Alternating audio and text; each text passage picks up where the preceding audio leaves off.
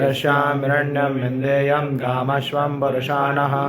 अश्वपूर्वां ऋतुमध्यां हस्तिनादप्रबोधिनीं श्रियं देवीमुपपये श्रीमान् देवी सुतां कांसोऽस्मितां हिरण्यप्राकारां मातरं जलं तें दत्तां दर्पयन्ते पद्मे स्थितां पद्मवर्णां धामयोपपये श्रियं चन्द्रां प्रभासां यशसा ज्वलन्तीं श्रियं लोके देवजुष्टामुदारा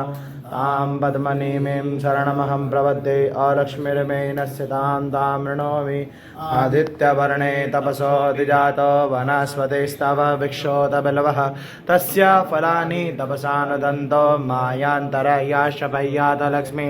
उपेतु मां देवसखः कीर्तिश्च मणिना सह प्रापरभूतो सुराटेऽस्मिन् कीर्तिर्मद्यं ददातु मे सत्पिपासामलां ज्येष्ठाम् अलक्ष्मीनाशयाम्यहम् अभूतिं समृद्धिं च सर्वाणो